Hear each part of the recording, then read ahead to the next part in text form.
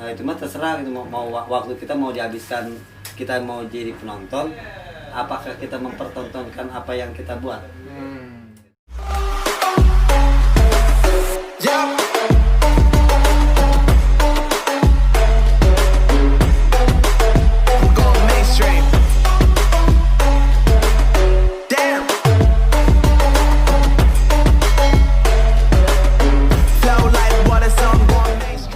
Assalamualaikum warahmatullahi wabarakatuh. Kembali lagi kita di Gibah TV, Gibah terarah, Gibah inspirasi untuk edukasi. Kita sekarang sama Kang Rodi. Ini adalah salah satu pengusaha muda yang sukses di Cianjur. Kita coba tanya-tanya tentang proses gimana perjalanan beliau menjadi pengusaha muda. Intinya pengusaha yang di bidang kamera. Selamat malam, Kang Rodi. Assalamualaikum. Sehat, Kang Rodi? Waalaikumsalam, sehat selalu. Gimana nih, Kang Rodi nih? Kabarnya nih sekarang nih, proses pembangunan atau niat untuk kita buka usaha di bidang kamera ini, proses perjalanannya seperti apa? Proses perjalanan dari awal karir dari usaha, sebelumnya sih emang saya juga mantan pekerja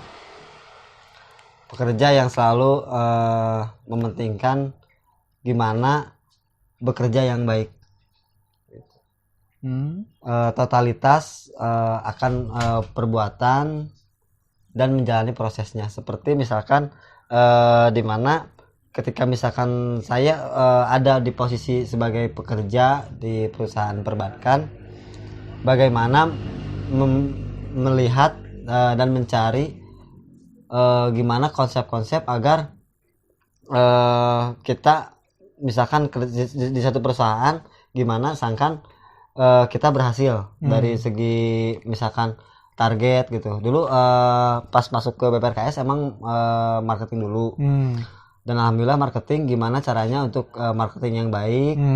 Terus harus berbeda dengan yang lain gitu, berinovasi.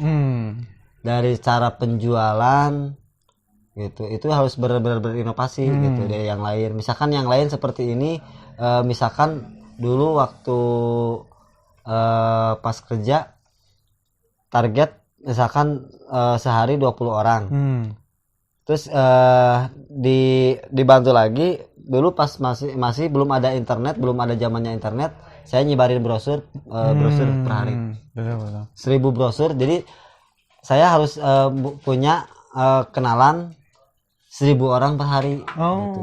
Targetnya pasarannya gimana kita supaya kita dikenali sama orang gitu. Supaya gimana saya bersilaturahmi, karena dengan bersilaturahmi memanjangkan rezeki. Gitu. Betul. Karena kita nggak ada tahu posisi misalkan seseorang rezeki kita di satu orang yang mana gitu. Maka pereratlah tali silaturahmi. Proses dulu waktu kita kan satu angkatan ya, satu perjuangan untuk kuliah dulu. Gimana cara Kang Rodi ini untuk berusaha memarketkan produk-produknya, maupun itu dalam konteksnya masih kerja jadi marketing ya, marketing di BPRKS dulu. Gimana Kang Rodi untuk secara menyebarkan brosurnya? Kita juga pernah pengalaman dulu waktu kita masih kumpul di satu kafe. Kang Rodi ini masih tetap berjuang untuk sosialisasi, berjuang untuk silaturahmi ke orang lain, ke orang yang tidak dikenal. Nah, ini perjuangan Rodi ini yang langka orang punya kemampuan ini berusaha mencari peluang. Nah, itu kan ya, peluang itu yang Rodi manfaatkan. Nah, proses dari Kang Rodi ini caranya langsung ke kamera atau dari mana dulu nih Rodi mendapatkan peluang bisnis yang sangat pesat ini?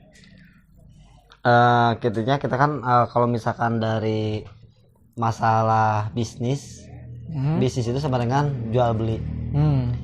Penjualan kita milihnya dulu pengalaman pernah juga dagang kayak bala-bala, gorengan-gorengan gitu ke perkampungan gitu. Jadi kita kalau misalkan hidup bisnis tuh sama jual beli. Nah, kita jual belinya mau tingkat level yang mana? Mau misalkan yang di bawah, menengah, atau atas gitu. Atau misalkan masuk ke semuanya gitu. Nah, target pasar kita yang mana mau pilihannya? Ada gitu. levelnya ya. Soalnya hidup itu pilihan. Nah, pas ketika kita misalkan pas tahu ke bisnis ke kamera, sebelumnya ke handphone dulu. Ke handphone emang kebutuhannya lebih banyak, tapi di sini di Cianjur banyak sekali pasaran yang counter bahkan counter yang di Cianjur tuh temen semua gitu. Jadi link udah banyak lah ya untuk masalah di HP. Nah, ini untuk beralih ke kamera nih, di Cianjur kan pelopor cuman Rodi doang nih, Kang Rodi doang nih. Kalau ke kamera sih pertama dilihatnya dari asumsi konsumsinya menengah ke atas gitu.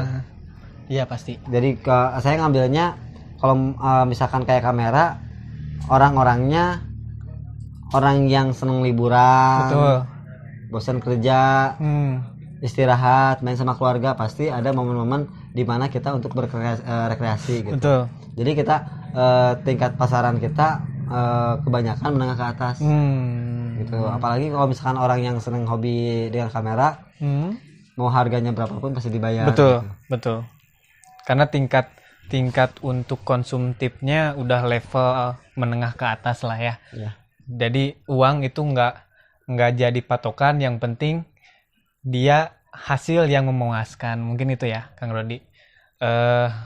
Nah, inilah Kang Rodi, salah satu hebatnya ini, gigihnya Kang Rodi ini dari perjuangan, mungkin dari prosesnya dari nol, mengenal HP ataupun mengenal usaha kamera. Mungkin di sini ada perjuangan yang Kang Rodi ini usahakan gitu. Gimana cara untuk berjualan yang baik, gimana untuk menyampaikan produk Rodi ini lebih spesifik. Mungkin ke seperti itulah ya. Nah, sampai punya galeri ini nih, toko Rodi sendiri nih, toko Rodi kamera ini nih, gimana nih prosesnya nih gitu. Nah kan sebenarnya dari proses awal itu kan basic dasar itu penyebaran informasi atau iklan. Betul. Pertama iklan yang masih manual melalui brosur-brosur ke tiap orang. Betul. Itu jangkauannya untuk masyarakat daerah Cianjur. Tapi ketika misalkan kita menaiki level yang satu tingkat di atas itu, kita manfaatkan masalah dunia online gitu. Jadi ketika kita udah tahu manfaat dari misalkan dari Google, itu banyak kelebihannya. Seperti misalkan kita punya masalah penempatan toko, dibikin Google Maps-nya, gitu. Itu banyak manfaatnya, banyak manfaat. Dulu ketika kita bikin brosur 1000 brosur tuh 150.000. Iya, bikin. Nah, sekali cetak. Gimana triknya supaya kita lebih maksimal lebih dari jutaan orang, kita ambil aja Google Ads. Google Ads, Facebook Ads, itu banyak manfaatnya, meskipun kita pertama ngeluarin uang budgeting untuk dunia pengiklanan produk yang kita promosi ya. Dan juga mengikuti zaman lah sekarang. Kalau misalkan sekarang setiap orang hampir setiap orang pasti punya handphone gitu. Jadi kan kita manfaatkan dunia internet ini sebaik mungkin gitu. Itu mah terserah gitu, mau waktu kita mau dihabiskan, kita mau jadi penonton, apakah kita mempertontonkan apa yang kita buat gitu. Misalkan kita punya produk ini apakah misalkan ikutin marketplace kayak Bukalapak, Tokopedia, kita harus ngikutin pasaran zaman yang sekarang. Iya gitu. Betul. Termasuk kayak jangan sungkan-sungkan masuk ke Instagram, bikin misalkan kayak iklan di Instagram juga, soalnya itu berdampak penuh terhadap penjualan kita. Gitu.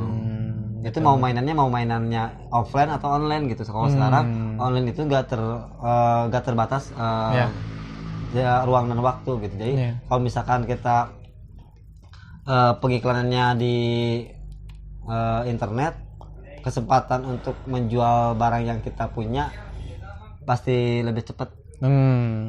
Ya. Nah, yang saya tahu nih, Rodi kan waktu zaman kita bareng kuliah ya, satu perjuangan. Rodi masih berjuang untuk belum ya. Waktu kuliah kita kan Rodi di sini belum ke kamera kan ya, masih di HP ya, prosesnya di HP. Nah, proses sampai ke titik sekarang ini berapa tahun nih Kang Rodi nih? Proses tuh dari handphone dulu, jual dulu handphone di counter. Ketika saya, kalau dari kata kasarnya saya calo teh gimana sih, calo teh bahasa Jadi apa ya? Makelar lah, Nah, kayak makelar. gitulah ya, makelar HP Dulu- lah ya. ketika misalkan beres di BPRKS, Heeh. setelah saya nggak punya modal, nggak punya uang seribu, tapi saya punya pakai kemeja lengkap, setelan kantor, saya udah nikah, nggak ada punya kerjaan, saya datang ke counter, saya langsung tanya, saya ingin bantu jual, ingin bantu jual. Ketika ada yang pembeli satu handphone itu saya nargetinnya 50 handphone gitu. 50.000 ya. Yang pertama beli itu emang kenapa saya memanfaatkan tali silaturahmi, karena ketika kita nggak ada apa-apanya, misalkan kita nggak ada materi, yang paling rentan kita beli itu pertama teman-teman sendiri gitu. Nah, ketika misalkan saya jualan handphone ke teman-teman sendiri, di share dulu waktu masih aplikasi BBM, ada pertama temen dulu yang beli, terus di sekitar makelar tuh hampir setahunan. Setahun. Oke. Gitu. Terus bosan dengan fungsi kita jadi makelar. Terus beralih lagi berpola pikir untuk bagaimana kita meningkatkan level. Betul. Asalnya makelar, meskipun pas kemarin ada uang 600.000, kalau dipikir dibawa ke rumah bisa dibeli buat apa, tapi udah mindsetnya untuk menaikkan level, saya kontrak etalase kosong. Di satu counter. Oke. Etalase counter 2 bulan, banyak yang ngetawain jualan apa. Tapi jangan dilihat dari etalase kosongnya, tapi dilihat kita ada sisi penaikan level. Asalnya misalkan yang nggak punya, yang asalnya jadi makelar tapi punya counter meskipun counter kosong. Ketika kita berjalan di sana, pas awal mula ke kamera, ada barter handphone sama kamera. Asalnya basic kamera nggak ada, malahan nggak punya modal sama sekali. Ada yang pengen barter handphone sama kamera, itu punya kamera. Dan setelah di barter, saya coba-coba jual lagi, ternyata alhamdulillah itu dari satu kamera itu jadi 2, 3 gitu. Jadi sebisa mungkin pengeluaran seminimalistis mungkin gitu. Cukup untuk makan saja, dan misalkan uang modal harus bisa dimodalin lagi, diputerin lagi. Jadi lebih menarik di HP ya. Marginnya juga lebih tinggi lebih menarik kamera ya. Jadi margin untuk penjualannya juga untung di kamera. Mungkin ya, Rodi, yang karena Rodi nggak ada saingan juga kan. Yang Rodi rasakan ini peluang bisnis di Cianjur, kamera mungkin belum ada, mungkin Rodi melihat peluang ini sangat bagus dan memanfaatkannya. Jadi Rodi dari HP beralih ke kamera. Dan proses dulu waktu jadi makelar handphone itu sehari bisa dapat berapa pelanggan tuh? Minimal rata-rata. Minimal 1, atau saya target satu hari satu penjualan tapi HP. rata-rata 3 atau 5 lah. Jadi misalkan target ketika misalkan kita nggak punya uang, kita jualin yang orang lain. Dari yang nggak punya dari 50 kekumpul, terus ya itu misalkan ada sehari nggak dapet, itu kan namanya proses. Betul. Proses perjalanan. Ketika kita, nah kalau misalkan kita dunia bisnis mah untung sama rugi 50-50. Kita pilihnya mau yang gambling mana? Lah ya. Gambling. Oke. Mentalitas kalau misalkan kita mau berkecimpung ke usaha, ya itu emang pengusaha itu 50-50. Iya. Mental kita harus berani kita. Atau kalau mau stuck di situ, berarti zona aman di situ. Kalau misalnya kita mau meningkatkan harus punya mental gitu kan ya, mental usaha di levelnya lebih tinggi lagi. Nah, proses untuk ini nih, sebelumnya ini ada investor atau gimana proses penjualan bisnis beralih ke HP nih, dari modal nol ataupun dari udah ada investor yang masuk, gimana nih? Kan awal di counter nih, proses pindah untuk punya toko sendiri gimana caranya nih? Pas pertama jadi ketika saya paling berkesan tuh pas ketika kita nggak punya uang, nggak punya modal. Saya ingat ucapan Bob Sadino. Oke. Nggak punya dengkul, pakai dengkul orang lain. Oh, oke. Tapi alhamdulillah ketika saya dulu seneng main game COC. Ketika saya ada yang jual kamera, dulu waktu ada yang jual kamera, konsumen ada yang jual kamera 2 unit. Saya uang nggak ada. Saya cari kemana-mana, terus coba ke temen yang game COC. Saya telepon, Pak Den, saya butuh uang 10 juta. Ini ada yang jual kamera 2 unit. Tanpa disangka, Pak Den ini datang langsung sambil ngasih uang gitu. Jadi keakraban, kedekatan emosional itu meskipun belum pernah ketemu, dilihat dari panjangnya waktu ketika kita main COC gitu, main game itu. Jadi kedekatan emosional lah di situ, jadi kepercayaan pun udah apa namanya, udah erat lah. Jadi kepercayaan ke Rodi untuk ngasih modal 10 juta membeli HP membeli kamera 2 biji itu udah enak aja kesannya. Dan itu prosesnya dijual lagi sama Rodi. Dia dijual lagi. Ketika itu ketika posisi mau dijual lagi, pas mau uang dikembaliin, udah simpan aja dulu. Nah, itu proses yang uang yang 10 juta itu diputar sampai banyak si kameranya, tapi tetap ada pemasukan ke teman saya. Jadi dibagi dua lah ya keuntungan bagi hasil lah untuk usaha itunya, usaha menjual kamera. Nah, proses untuk buka toko ini nih gimana nih? Rodi pertama menjual seperti apa? Orang lain kan belum langsung tahu ya. Oh, Rodi kamera tuh di sini. Mungkin kan Rodi juga di sini bertahap kan ya prosesnya, nggak langsung dengan aset sekian. Mungkin Rodi dari sini beberapa kamera dulu yang ada di dalam toko Rodi ini gitu kan. Nah, ini proses ini tuh apa nyari investor lagi atau Rodi emang benar berusaha untuk menjual dan melipat gandakan margin keuntungan itu Rodi sendiri? Ya, berputar ya. Oke, berputar. Jadi ketika misalkan kita posisi sebenarnya sih masalah untuk kebesaran toko kita tuh kembali ke tekad sih. Kita tekad mau maju atau mau stuck. Oh iya. Tadi zona aman itu ya. Jadi ketika misalkan kita asalnya punya modal segini, diputar lagi, jadiin berapa? Jadi 5, misalkan udah 5, bisa jadi nambah jadi 8. Kuncinya sabar. Ya. Sabar ketika kita pasti terbentur dengan kebutuhan. Betul, apalagi udah berkeluarga kan ya. Nah, ini proses untuk berkeluarga sendiri nih. Di sini pemasukan pendapat dari mata pengusaha muda ini tentang penghasilan dan keluarga. Gimana prosesnya kalau misalnya si istri sendiri kita pulang tanpa penghasilan, gimana nih? Kuncinya kita sukses itu gak terlepas dari sosok seorang istri. Dimana ketika kita sedang berusaha, kita harus menjelaskan gimana manfaatnya ketika misalkan apa sih kunci rahasia kebukanya pintu rezeki. Kebukanya pintu rezeki itu ada dari pihak seorang istri yang mendoakan suaminya ketika keluar untuk mencari nafkah.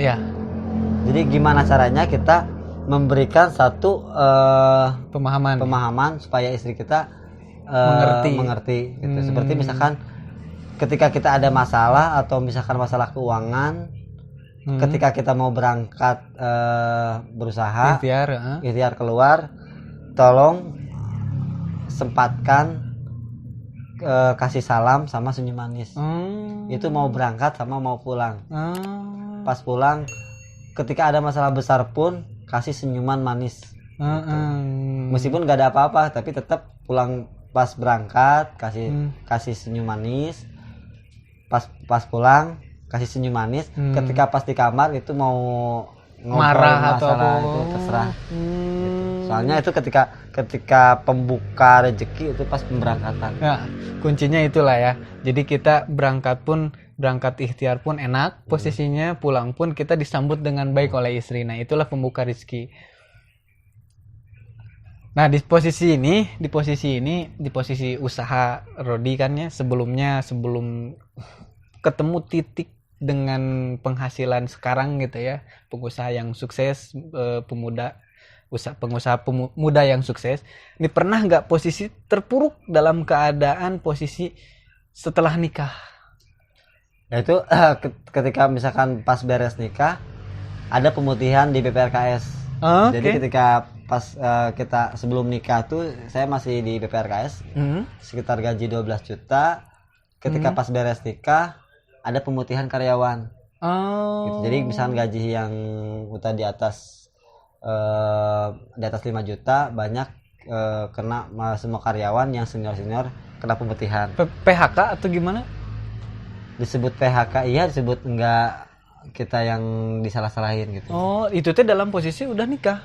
Udah nikah. PHK terus itu ketika misalkan kita menjalani ketika kita nggak punya uang, pemasukan nggak ada per bulan, biasanya ada. Pas pas istri hamil itu emang cobaan godaan yang luar biasa. Dari misalkan 2 tahun setahun pas hamil, pas lahiran, ketika setelah lahiran itu rezeki mulai kebuka. Jadi emang sabar ketika saya berangkat dari misalkan waktu pas dari dipecat saya harus ke counter, saya jualan handphone, jualan barang-barang apa gitu. Jadi misalkan ini kita nggak punya uang nih, nggak punya simpanan udah habis, gimana caranya kita dapat uang? Yaitu dengan manfaatkan segala sesuatu yang ada di sekitar kita gitu. Jadi soalnya rezeki itu di sekitar kita juga ada gitu, tinggal ada kemauan dari kita sendiri. Dari misalkan pas saya mau misalkan yang ada yang jual, misalkan tetangga ada yang jual kulkas, kita berani memfoto, langsung memposting ke Facebook gitu. Dulu emang lagi booming jual kayak elektronik ke Facebook gitu.